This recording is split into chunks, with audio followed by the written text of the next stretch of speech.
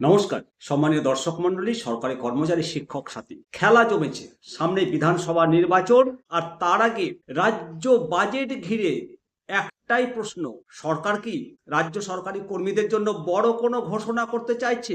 শিক্ষকদের জন্য কি ঘোষণা করতে চাইছে? সবকিছু ঠিকঠাক চললে এপ্রিলেই পশ্চিমবঙ্গ বিধানসভা নির্বাচন, আর তার আগে আসছে রাজ্যের অন্তর্বর্তী বাজেট। ফলে বাজেট মানেই ভোটমুখী চমকের জল্পনা।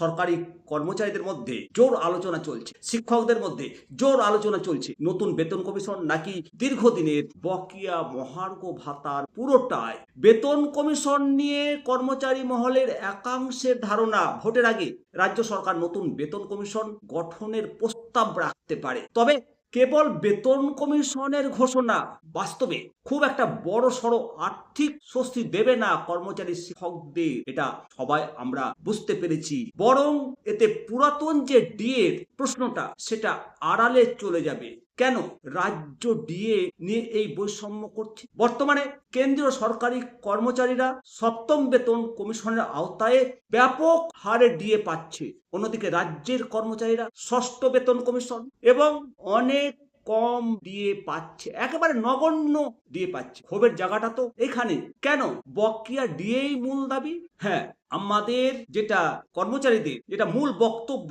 নতুন কমিশনের চেয়ে জরুরি হলো ডিএ, এবং সেটা কেন্দ্রীয় হারে ডিএ প্রদান। সমস্ত বকেয়া ডিএ একসঙ্গে মেটান। ডিএ কে একটা স্থায়ী নিয়মের মধ্যে আনতে হবে, ডিএ কোনো দয়া নয়। এই দাবিতে কর্মচারী মহল, কর্মচারী সংগঠন 27 জানুয়ারি রাজপথ জুড়ে, কলকাতার রাজপথ জুড়ে বড় সমাবেশের ডাক দিয়েছে। কয়েকদিন পরেই বাজেট, তার ঠিক আগে এই যে আন্দোলন, রাজপথে যে সমাবেশের ডাক দিয়েছে সংগ্রামী যৌথ মঞ্চ, নিঃসন্দেহে রাজনৈতিক এবং প্রশাসনিক চাপ বাড়ছে।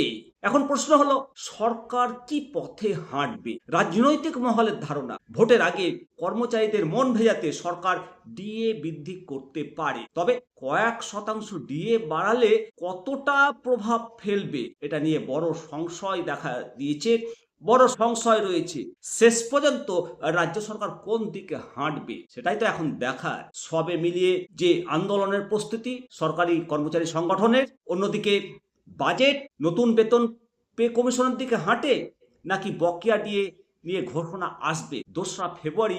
আমরা দেখব কত শতাংশ ডিএ ঘোষণা করে, পুরো ডিএটাই মিটিয়ে দেয় কিনা, এবং শিক্ষক শিক্ষিকাদের যে দাবি, স্বাস্থ্যসাথী, প্রধান শিক্ষকদের ইনক্রিমেন্ট প্রদান, সমস্ত কিছু আমরা 2রা ফেব্রুয়ারি দেখব, জানতে পারব। অবশ্যই আপনাদের মতামত জানাবেন। ভালো থাকবেন। জয় হিন্দ, জয় ভারত।